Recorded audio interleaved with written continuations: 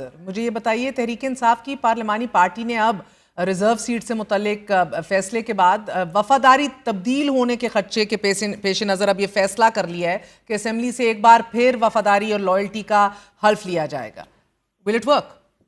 देखिए, इस वक्त ये जो पांच इंतहाई सीनियर और इंतहाई कमिटेड और इतनी, यानी 1 साल से ज़्यादा, बल्कि 2-2 साल हो गए हैं, बात को 1.5 साल हो गया है, जेल में बैठे लोगों ने जो बात प्रेस रिलीज़ में कही है ना, इनकी पार्टी के 95% लोग इस बात पे ऊपर हैं और वो ये बात अपनी निजी महफिलों में करते हैं कि खान साहब जिस रास्ते पे और जिस पॉलिसी को लेके आगे बढ़ रहे हैं, ये पार्टी के लिए भी गलत है, मुल्क के लिए भी गलत है।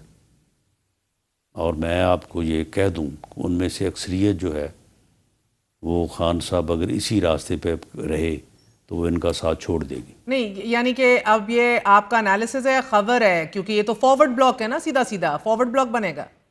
देखिए, ये फॉरवर्ड ब्लॉक वो बनाएंगे, हम तो नहीं बनाएंगे।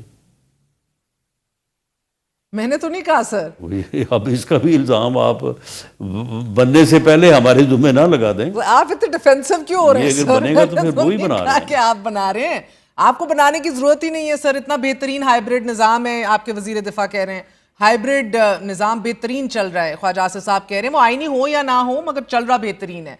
वैसे एक वजीर को ऐसा बयान जेब देता है राना साहब? नहीं, वो लफ्ज़ जो है ना, देखें, बाज़ अल्फाज होते हैं तो वो अपने मानी के बरक्स जो है वो थोड़ा सा जो है ना, वो यानी मायूब से जो है वो मानी इख्तियार किए होते हैं।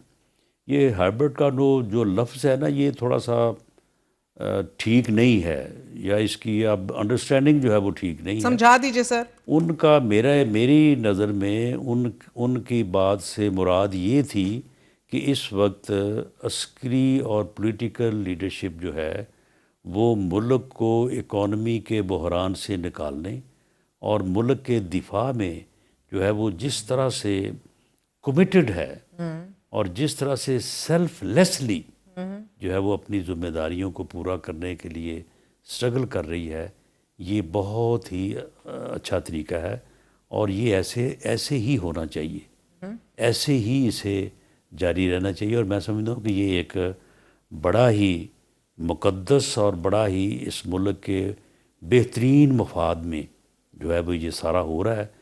तो इस कोशिश के लिए कि एक अच्छा लफ्ज़ जिसके मानी और जिससे लोग जो मुराद लेते हों वो भी एक अच्छी चीज़ हो, वो लफ्ज़ इसके लिए इस्तेमाल होना चाहिए। ये सूरत हाल जो है या ये कमिटमेंट जो है, ये हाइब्रिड का लफ्ज़ जो है ना, वो इसके लिए मुनासिब नहीं है। वो सर वैसे अगर आप बुरा ना मनाएं, मसला लफ्ज हाइब्रिड से नहीं है, किसी को मसला हाइब्रिड के लफ्ज से तो है ही नहीं सर।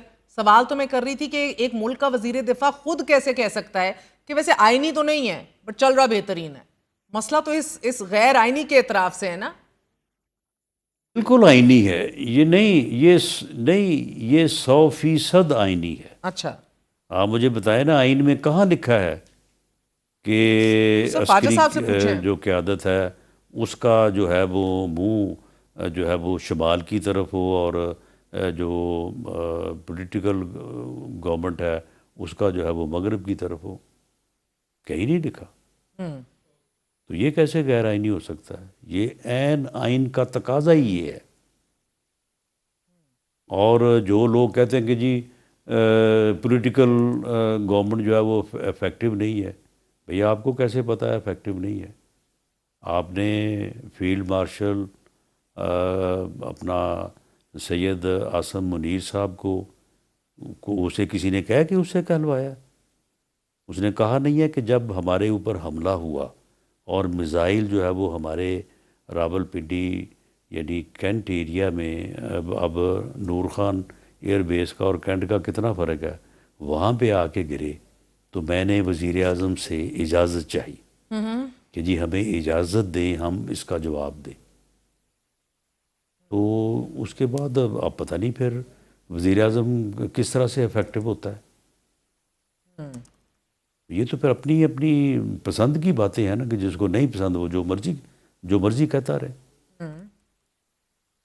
मैं कैबिनेट का हिस्सा हूँ, मैंने कभी नहीं देखा कि अस्करी क़यादत जो है वो अपनी मर्ज़ी जो है वो थोप रही हो, बल्कि हमेशा उन्होंने अपनी जिन मामलात में भी उनकी राय जो है वो रेलेवेंट होती है, हमेशा मैंने देखा है वो अपनी राय देते हैं।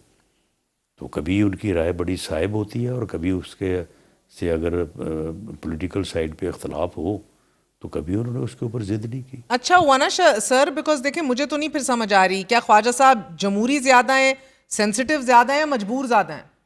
नहीं, वो हाइब्रिड का लफ्ज़ जो है ना, वो ये मैं समझता हूँ कि ये इस वक्त जो पॉलिटिकल और अस्करी क़यादत जो मिल के मुल्क का जिस तरह से उन्होंने दिफा किया है, जिस तरह से उन्होंने जो है वो इकॉनमी को रिवाइव किया है, वो ये लफ्ज़ डिज़र्व नहीं करते वो। तो सर ये फिर आपस में भी आप लोग डिस्कस कर लें, क्योंकि फिर आप वो कहते हैं हाइब्रिड प्लस है, गैर आईनी है बट बेहतरीन है, नॉर्मल कहेंगे इस सेटअप को आप? इट्स नॉर्मल नहीं, इट्स नॉर्मल। हमें आदत पड़ी हुई है कि अब नॉर्मल चीज़ों को अब नॉर्मल तरीके से देखने। It's normal. ठीक है। यानी अब आप बताएं ना कि इसमें कौन सी, अब अगर SIFC जो है हाँ। अपना जो अगर उसमें वो लोग बैठ के अगर वो आप मुल्क की खिदमत कर रहे हैं और वो मामलात जिसमें जो है वो उनकी ज़रूरत है उसमें वो हाथ बटा रहे हैं, तो आप मुझे बताएं कि इसमें जो है वो अगर मुल्क इकनॉमिकली अगर बेहतर हो जाए तो इसमें आप बताएं मुझे इसमें कौन सी बुराई कौन सी है? नहीं नहीं सर, मैंने बुराई तो कही नहीं, मैं तो क्लैरिटी चाह रही हूँ ना सर, वजाहत। अभी तो हम समझना ही चाह रहे हैं। सिस्टम फिर लंबा खींच रहे हैं आप लोग सर, बिकॉज अब ये अगली आईनी तरमीम का भी जिक्र हो रहा है, जजेस की रिटायरमेंट की उम्र भी 70 साल करने की अब ये बात हो रही है, तो लंबा ही खिंच रहा है फिर सर। 10 साल की बात नहीं करता, लेकिन इस मुल्क को ये ज़रूरत है कि कम से कम 2-3 साल जो है ना वो इसी तरह से अगर देखें, ये जो हमारा इकॉनमी का मसला है, तो अगर मुल्क जो है वो इस बहरानी कैफियत से निकल जाए हाँ। और एक खुशहाल पाकिस्तान बन जाए, तो इसमें आप मुझे बताएं कि हर्ज क्या है।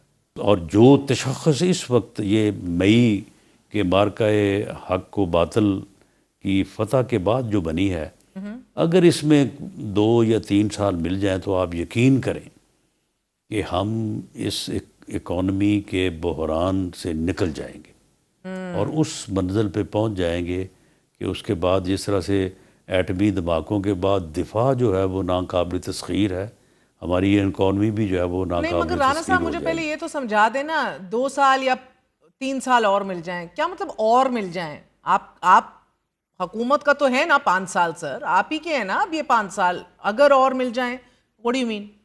नहीं, 5 साल जो है वो तो 5 के 10 भी हो सकते हैं, वो तो एक अलग बात